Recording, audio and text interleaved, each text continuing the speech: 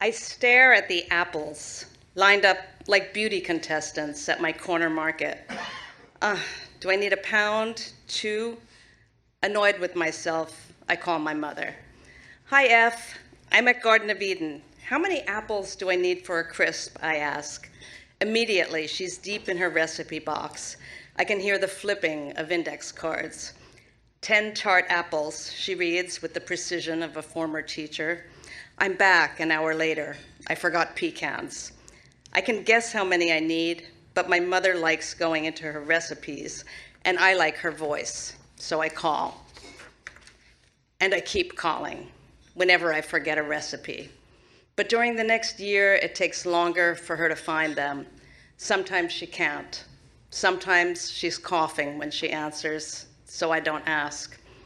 The following year, there are 3 hospital stays that go the way they always do for old people, badly. After the last such stay, when I call from the market, it's her aide who answers. Here, Florence, she says, holding the phone to my mother's ear. Her hello is still sweet, but muffled. Hi, F. I'm getting lunch. Do you want little hot dogs or mini spanakopita? I ask. She says both, and 2 hours later, I'm in her living room. She sits in the chair where she's always sat, happily knitting. Now her busy hands are still. Hi, sweetheart, she whispers. I smile. She sighs.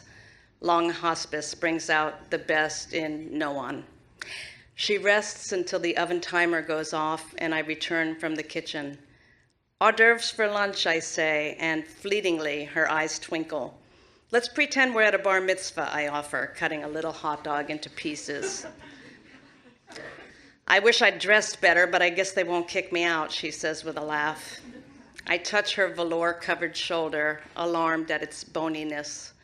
I grab my laptop. It's time for YouTube videos. Let's start with Tevya, I suggest, and she lifts her brows and smiles. Topol sings If I Were a Rich Man as we take bites of spanakopita. When it's over, we clap as if we're in the front row.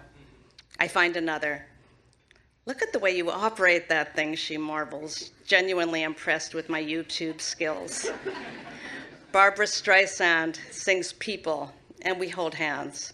I ask who she wants next. Liza, she whispers. We're like 2 gay men, I say.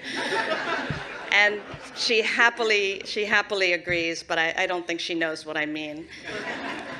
As Liza belts out Cabaret, I wince at the line, what good is sitting alone in your room? My mother has lots of visitors and good care, but still, she's alone in her room, wandering the empty space between life and death. This is a limbo with no bar mitzvah DJ and no music, only the fear of finding out how low you can go. Every few days, I search the market's freezer for new hors d'oeuvres, quiches, knishes, and dumplings that we swoon over. Sometimes she barely eats. Others, she finishes everything, which can take a full hour. She chews slowly, drifting off between bites. Time drags, and then suddenly it runs out. It's been 9 months since I was a New Jersey Transit regular, 9 months since I jumped when the phone rang at night, 9 months without the person who carried me for that amount of time and then proceeded to carry me for the rest of my life. Lately at Garden of Eden, I linger in the frozen section, looking through the glass like a teenager window shopping at Brandy Melville. I smile sadly at the little hot dogs, like old friends I've lost touch with. Sometimes I reach for them, but then I freeze. I stay that way, filled with longing for something that'll never taste the same again.